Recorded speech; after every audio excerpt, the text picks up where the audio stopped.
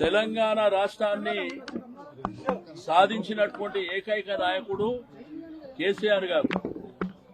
వచ్చినటువంటి రాష్ట్రాన్ని 10 సంవత్సరాల పాటు భారతదేశానికే ఒక ఆదర్శవంతమైనటువంటి రాష్ట్రంగా తీర్చిదిద్దినటువంటి కేసీఆర్ గారి పట్ల కాంగ్రెస్ ప్రభుత్వం ఇంత నీచాతి నీచంగా, కక్షపూరితంగా, దౌర్జన్యపూరితంగా తన వయసును కూడా పరిగణలోకి తీసుకోకుండా, చట్టాన్ని, కాన్స్టిట్యూషన్ కూడా గౌరవించకుండా మరి ఈ విధంగా వారికి నోటీసులు ఇవ్వడం, నోటీసులు ఇచ్చిన తర్వాత వారు సిట్టుకు లెటర్ రాసిండ్రు.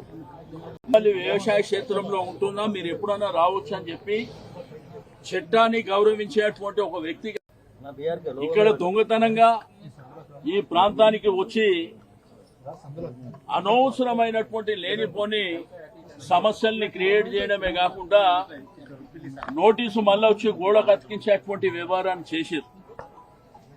అంటే ఉగ్రవాదులు లేకపోతే టెర్రరిస్టులు, రౌడీలకు ఏ విధంగా ట్రీట్మెంట్ జరుగుతుందో ఆ పద్ధతిలో గోడకు నోటీసు అతికించడం, అంటే సుప్రీంకోర్టు డైరెక్షన్ ని కూడా గౌరవించకుండా, లేదు మీరు ఇక్కడ నందినగర్కే రావాలని చెప్పి వారిని పిలవడం.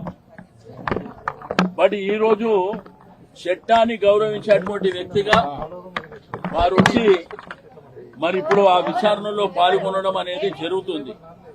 తెలంగాణ రాష్ట్రాన్ని సాధించినటువంటి గొప్ప వ్యక్తిని పట్టుకొని మరి దీన్ని తీవ్రంగా ఖండిస్తున్నామని చెప్పి తెలియజేస్తాం.